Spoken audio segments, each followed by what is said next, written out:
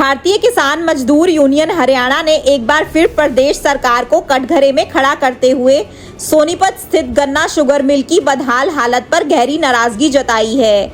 Union के प्रदेश उपाध्यक्ष वीरेंद्र पहल के नेतृत्व में किसानों का एक प्रतिनिधिमंडल आज सोनीपत के उपायुक्त को ज्ञापन सौंपने पहुंचा। किसानों का कहना है कि मिल की मरम्मत, मशीनरी के आधुनिकीकरण और स्थायी प्रबंध निदेशक की नियुक्ति की मांग को लेकर वह पहले भी 13 और 18 अगस्त 2025 को ज्ञापन दे चुके हैं, लेकिन सरकार की ओर से अब तक कोई ठोस कार्रवाई नहीं की गई। किसानों का आरोप है कि मिल की लगातार अनदेखी से न केवल गन्ना उत्पादक किसान परेशान हैं, बल्कि श्रमिकों की आजीविका पर भी संकट गहराता जा रहा है। वीरेंद्र पहल ने कहा कि मिल की हालत दिन ब दिन बिगड़ती जा रही है, मशीनें जर्जर हो चुकी हैं, समय पर भुगतान नहीं हो रहा और प्रबंधन में स्थायित्व की कमी के कारण फैसले लेने में लगातार देरी हो रही है। उन्होंने यह भी बताया कि पिछले कई वर्षों से मिल में कोई स्थायी एमडी नियुक्त नहीं है।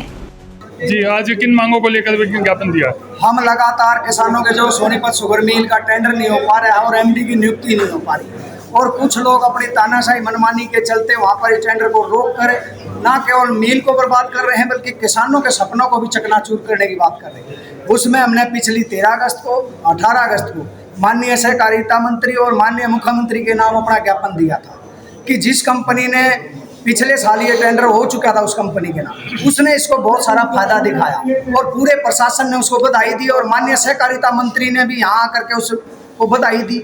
उसके नाम टेंडर भी हो चुका, लेकिन एक दो अधिकारी उसमें बीच में अपने निजी फायदे के लेकर बाधा बनाया हुआ है।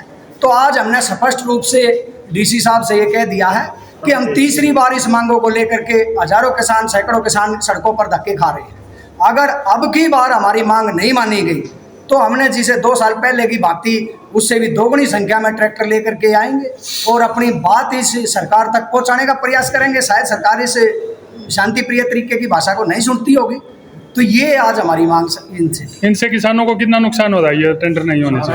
ये टेंडर ना होने से ना केवल जो मिल हमारा पहले और दूसरे स्थान पर अब तक आता था, उसको बना रहने में भी दिक्कत हो रही है। ऐसा लग रहा है कि हो सकता है मिल ऐसे तो बंद हो जाएगा जब प्रशासन की मनमानी के चलते इसको चलाया नहीं जा रहा। और दूसरा, जो किसानों को लगभग 50-60% नुकसान ये हो जाएगा कि मिल अगर बाद में चलता है, रोक रुकाव होता है, तो वो टाइम पे ना तो फसल की पूरी घेर पाऊंगे और बाद में फसल बच जाएगी तो उसी टाइम पे उनकी लेबर बढ़ जाएगी और गेहूं की कटाई आ जाएगी। तो ऐसे में किसानों का आधा तो पानी में बर्बाद हो गया और बचा खुचा खेत में सूख जाएगा।